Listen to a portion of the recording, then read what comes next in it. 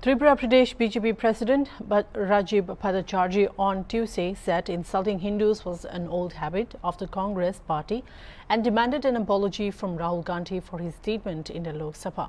Addressing a press conference, the Tripura BJP chief said that the leader of opposition in Lok Sabha, Rahul Gandhi, has made a baseless and false statement and said his behavior and statements were inaccurate and inappropriate. The discussion was on the speech of the President of India, but the leader of opposition diverted his statement, making false and fabricated claims, he said. On Tuesday, during discussion on the speech of the President of India, LOP, Rahul Gandhi took a dig at BJP leaders as those who call themselves Hindus think of spreading only ideas of hate, untruth and violence throughout the day.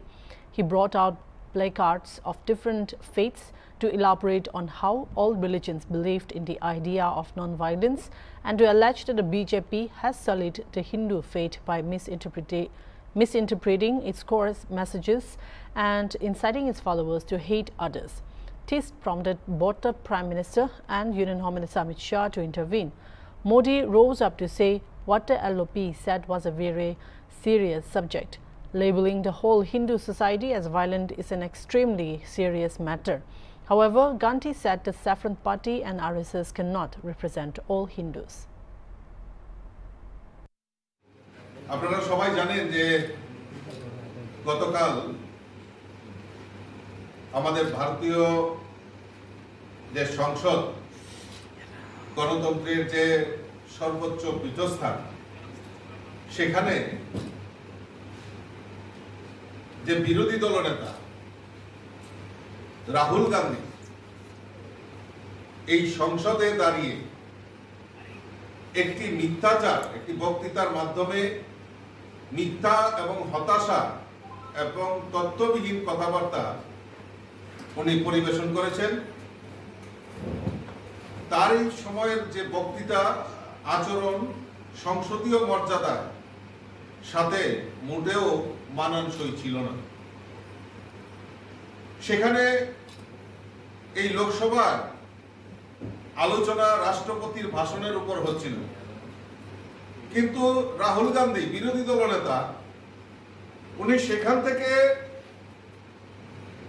বিচ্যুতি ঘটিয়ে উনি সংসদে কিছু মিথ্যা বলেই নিজেকে জাহির করার চেষ্টা করেছেন। উনি সেদিন উনার যে বক্তব্য সেই বক্তব্য হিন্দুদের চরম অপমান করেননি, তাদের সহিষ্ণু এবং ঘৃণ্য ও মিথ্যাবাদী বলে অবহিত করেছেন। আমরা ভারতীয় জনতা পার্টি তার ধিক্কার জানাই। তার পাশাপাশি কংগ্রেসের যারা সিনিয়র নেতা সিনিয়র লিডার রয়েছেন তাদের কাছে আবেদন রাখবো যে রাহুল গান্ধীকে অন্ততপক্ষে এই সংসদীয় মর্যাদা যাতে উনি বজায় রাখেন, আচরণবিধি যাতে ঠিক রাখেন, তার জন্য ওনাকে শিক্ষা দেওয়া দরকার। কারণ উনি 2004 সাল থেকে ওনার কোনো সাংবিধানিক পদ ছিল না। তখন উনি যে আচরণগুলি করতেন, নাটকীয় কায়দায় হোক বা হাস্যকর কায়দায় হোক, সেটা ওনার শোভা পেত।